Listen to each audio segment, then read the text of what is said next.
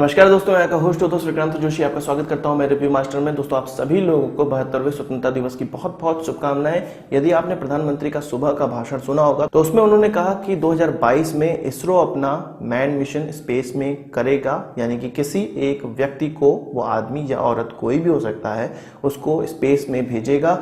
तो क्या इसरो यह कर सकता है या नहीं इन 4 सालों में? क्या इसरो के पास अब तक ऐसी टेक्नोलॉजी आ गई है जिसके कारण वो इतने शॉर्ट ड्यूरेशन में किसी इंसान को स्पेस में भेज सकता है? आज हम इस वीडियो में इसी सब चीजों का पोस्टमार्टम करेंगे। तो चलिए जान लेते हैं। यदि आपने प्रधानमंत्री का सुबह का भाषण सुना होगा तो उसमें गगनयान की परिकल्पना की गई है और आने वाले 4 सालों में 2022 या उससे पहले ही मैन मिशन स्पेस में भेजने की बात की गई है। और उन्होंने स्पेसिफिक किया है कि भारतीय वैज्ञानिकों द्वारा भारत का ही इंसान भेजा जाएगा स्पेस में। अब में से बहुत लोगों का कहना होगा कि राकेश शर्मा तो ऑलरेडी स्पेस में जा चुके हैं, तो वो रशियन विमान से गए थे, उनके वैज्ञानिकों द्वारा भेजे गए थे और वह पूरा मिशन रशियन था।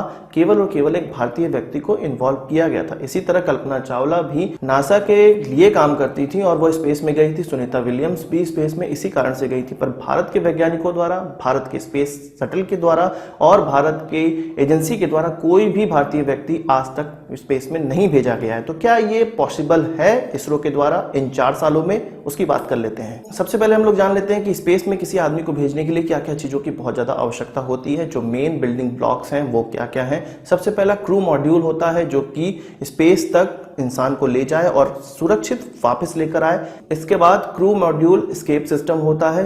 यदि रॉकेट में कोई दुर्घटना हो जाए तो यह क्रू मॉड्यूल सेफली जो क्रू मेंबर्स हैं उनको उस रॉकेट से दूर कर दे और पृथ्वी की तरफ लेकर चला आए ताकि वो किसी भी दुर्घटना से बच जाएं। इसके अलावा एस्ट्रोनॉट का स्पेस सूट होता है जिसके बारे में आप लोग सभी लोग जानते ही होंगे। और एस्ट्रोनॉट को स्पेस में भेजने के लिए लाइफ सपोर्ट सिस्टम होता है, यानी कि जो भी क्रू मॉड्यूल है उसके अंदर किस प्रकार से हम अपने एस्ट्रोनॉट को खाने पीने की सामान या रहने की पूरा का पूरा एनवायरनमेंट प्रोवाइड करेंगे ताकि वो इस मिशन में जितने भी डेज गुजारने हैं उसके लिए जिंदा रह सके वहां पर। इसके अलावा एस्ट्रोनॉट को ट्रेनिंग देने वाली फैसिलिटी भी हमारे पास होनी चाहिए। वो पूरा का पूरा ऐसा एनवायरनमेंट प्रोवाइड करे जिससे कि हमारे एस्ट्रोनॉट को अंतरिक्ष में किस प्रकार से व्यवहार होता है नेचर के द्वारा यह चीजें पता लग सके और वह उसके काबिल बन सके। और सबसे ज्यादा महत्वपूर्ण बिल्डिंग ब्लॉक होता है ऐसा रॉकेट जो क्रू मॉड्यूल के साथ उतना वजन अंतरिक्ष में लेकर जा सके या किसी स्पेसिफिक स्थान तक लेकर जा सके। तो हम सभी चीजों पर बात करेंगे कि इसरो के पास इस प्रकार की टेक्नोलॉजी है या नहीं। अभी कुछ ही दिन पहले मैंने आपको एक वीडियो में बताया था कि इसरो के चेयरमैन के सिवन जी का इंटरव्यू लिया गया। उसमें बहुत सारे क्वेश्चन उनसे पुटअप किए गए। तो उनसे एक यह भी क्वेश्चन था कि मैन मिशन होने वाला है स्पेस में, क्या आने वाले समय में कब होने वाला है, यह पूछा गया। तो उन्होंने कहा था कि जब भी गवर्नमेंट कह दे उसके 5 से 6 सालों में हम यह अंतरिक्ष में मैन मिशन को अंजाम दे सकते हैं। यानी कि उनके पास हर एक बिल्डिंग ब्लॉक ऑलरेडी डेवलप है और यह विगत 10 से 15 सालों से वो डेवलप कर रहे हैं। उन्होंने यह भी बताया कि 10 साल पहले 12,500 करोड़ रुपए मांगे गए थे गवर्नमेंट से। अगर इंडिजिनसली इस प्रोजेक्ट को पूरा कंप्लीट हमें करना है, इसकी हर चीज इंडिजिनस हो, तो इसके लिए 12,500 करोड़ रुपए लगने वाले हैं। पर उसके लिए लगभग 175 करोड़ रुपए ही आज तक दिए गए हैं। तो गवर्नमेंट की मनोकामना जब होगी, गवर्नमेंट की इच्छा जब होगी, इसरो तब इस मैन मिशन को अंजाम दे सकता है। यानी कि 10 साल से गवर्नमेंट की कोई भी इच्छा इस प्रकार के मिशन को करने की नहीं थी। उनकी प्रायोरिटी कुछ अलग थी, इसलिए अभी तक यह मिशन नहीं हो पाया है। प्रधानमंत्री ने जो लाल किले की प्राचीर से कहा है वह उनकी मनोस्थिति को बताता है कि अब भारतीय सरकार यह चाहती है कि स्पेस में हमारा कोई इंसान जाए।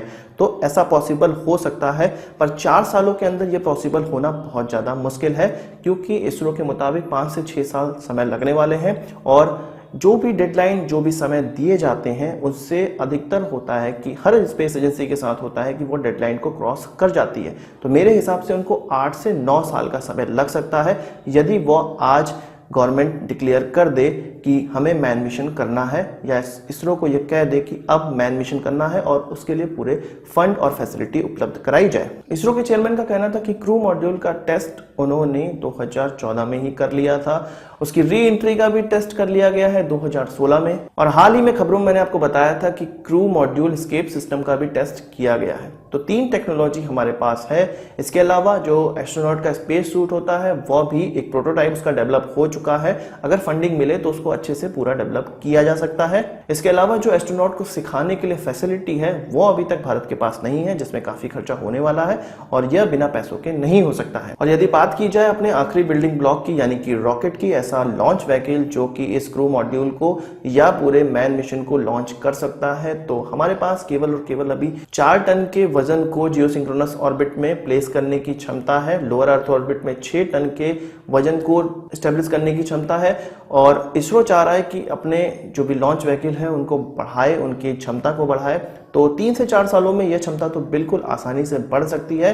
तो आप ये जान सकते हैं कि कुछ ही चीज हमारे पास नहीं है और सभी चीजों की एक टेक्नोलॉजी डेवलप तो की गई है, पर एक्चुअल में इनको अभी तक प्रोड्यूस नहीं किया गया है। तो वीडियो का पूरा कंक्लूजन करें तो जाहिर सी बात है हम 4 सालों में भी इसको कंप्लीट कर सकते हैं, या प्रधानमंत्री के मुताबिक उससे पहले भी कर सकते हैं। कोई ना कोई खाका उनके दिमाग में जरूर होगा और इसको प्राप्त भी किया जा सकता है, पर उसके लिए बहुत ज्यादा गवर्नमेंट को लगना पड़ेगा।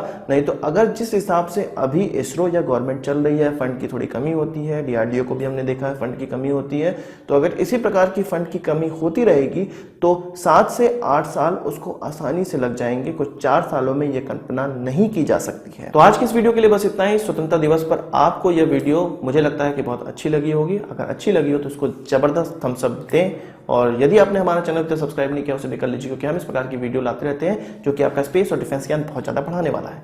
नमस्कार, थैंक यू, जय हिंद, वंदे मातरम।